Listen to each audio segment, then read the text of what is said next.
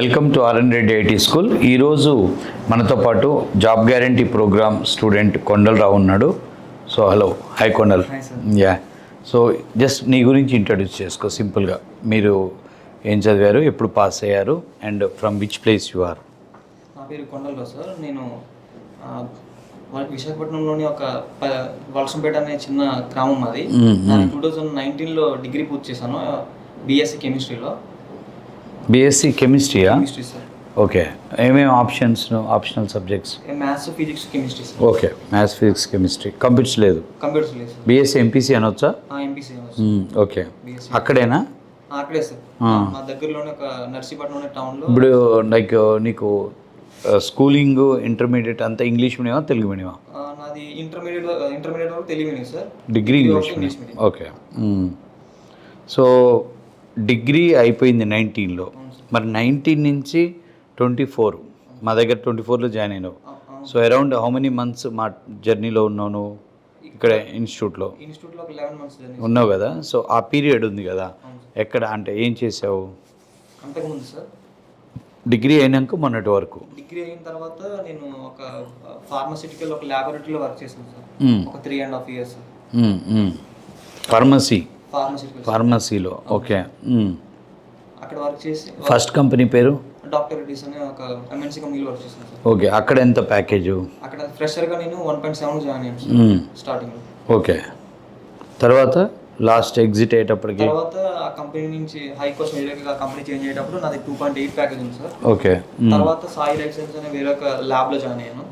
అందులో నా package 3.8 LPS. Okay, అక్కడ ఎన్రోల్ చేసావు? అక్కడ ఒక 1.5 years చేశాను. సో నేను అడిగేది ఏంటంటే, ఇప్పుడు నువ్వు బీఎస్సీ ఎంపీసీ చేసావు, అందులో ఆప్షనల్ కెమిస్ట్రీ ఉంది. సో ఫార్మసీ కంపెనీలో నీ రోల్ ఏంటి? కెమిస్ట్రీ బ్యాక్గ్రౌండ్ కాబట్టి మమ్మల్ని ల్యాబ్లో టెస్టింగ్ తీసుకుంటారు. టెస్టింగ్ అండ్ మ్యానుఫ్యాక్చరింగ్ డిపార్ట్మెంట్స్లో తీసుకుంటారు అనమాట. So last salary is 3.8 LPS. So అంటే after you worked around 3 to 4 years in pharmacy చేసిన తర్వాత మా దగ్గరకు వచ్చి జాయిన్ అయ్యి కదా. సో నేను అనేది ఏంటంటే, అప్పుడు ఆ జాబ్ చేస్తున్నావు, 3.8 అంటే మంచి శాలరీ. సో మళ్ళీ ఐటీ వైపు ఎట్లా ఎందుకు రావాలనుకున్నావు? అంటే నాకు ఐటీ మీద పెద్ద అవగాహన లేదు సార్. నేను విలేజ్లో ఉండేటప్పుడు. సో నా బ్యాక్గ్రౌండ్ ఏదైతే ఉందో కెమిస్ట్రీ ఒక ఉన్న అడ్వాంటేజ్తో నేను ఇక్కడ దాంతోనే ఆ రూట్లోకి వెళ్ళి ఉంటావు. కెరియర్ బాగుంటుందని నేను అటు పోయాను సార్. తర్వాత ఇక్కడికి వచ్చిన తర్వాత సీనియర్గా వేరు ఉందన్నమాట. మా ఫ్రెండ్స్ బీఎస్సీ కంప్యూటర్స్ చదివిన మా ఫ్రెండ్స్ వేరే ఎంఎన్సీ కంపెనీస్లో వర్క్ చేస్తున్నారు. సో నాతో పాటుగానే వాళ్ళు కెరియర్ స్టార్ట్ చేస్తారు అనమాట.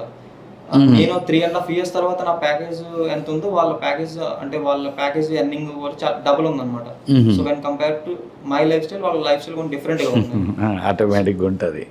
అది చూసిన తర్వాత అంటే నేను ఇక్కడ ఉంటే ఇట్లానే ఉంటానేమో, కొంచెం కెరియర్ గ్రోత్ చాలా తక్కువ ఉండేలా ఉందని మా మేనేజర్ని, సీనియర్స్ని చూసిన తర్వాత అర్థమైంది సార్. వాళ్ళని చూస్తే ఏం అర్థమైంది?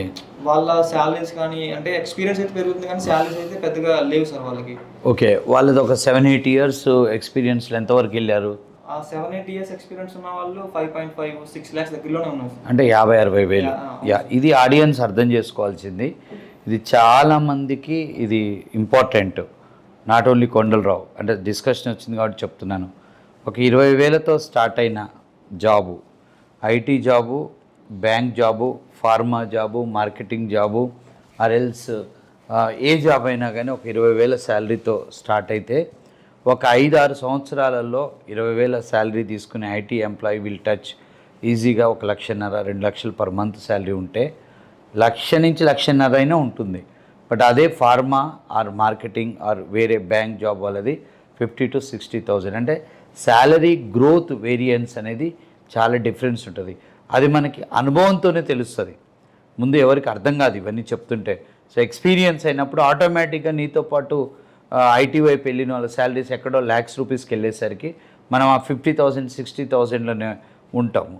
సో అప్పుడు డెఫినెట్గా ప్రతిదానికి డబ్బు అవసరం ఉంటుంది కాబట్టి లైఫ్ స్టైల్ డిఫరెన్స్ ఉంటుంది. సో నీది ఎర్లీ స్టేజ్లో నువ్వు రియలైజ్ అయినావు కాబట్టి టర్న్ తీసుకున్నావు. సో ఇది ఎర్లీ స్టేజ్లో మనకేమనిపిస్తుంది, వాళ్ళు 20,000తో స్టార్ట్ చేశారు, నువ్వు 20,000తోనే స్టార్ట్ చేసింటావు, 15-20,000తో. సరే ఏముందిలే, నేను చదువుకున్న ఫీల్డే కదా, ఇందులో ఉండిపోతాను అనుకుంటావు. కానీ మనకి when we meet them after 3 years, after 4 years, after 5 years, every మీటింగ్లో వాళ్ళ శాలరీస్ మారిపోతుంటాయి. సో అందరి శాలరీస్ కూడా బయటికి రావు. వెన్ యు ఆర్ అంటే మీరు క్లోజ్ ఉంటేనే బయటకు వస్తుంది. సో అది 5 to 6 ఇయర్స్లో అయితే ఇక భయంకరమైన చేంజ్ ఉంటుంది. అప్పుడు మళ్ళీ మనం బ్యాక్ రావాలన్నా ఈ లోపల మ్యారేజ్ అయిపోయి పిల్లలు అంతా అయ్యేసరికి రాలేరు. కాబట్టి ఇది అందరూ గమనించాలి. ఈవెన్ దో ఎంబీఏ చదివిన వాళ్ళైనా, బీఫార్మసీ చదివిన వాళ్ళైనా, నార్మల్ డిగ్రీ చదివిన వాళ్ళైనా, ఈవెన్ దో ఇంజనీరింగ్ సైడ్ పోయినా, బ్యాంక్ జాబ్ అనో లేకపోతే కాలేజీ లెక్చరర్ జాబ్ అనో, వీటిల్లో పోయినప్పుడు ఆ గ్రోత్ ఉండదు. సో అక్కడ నీకు అనిపించింది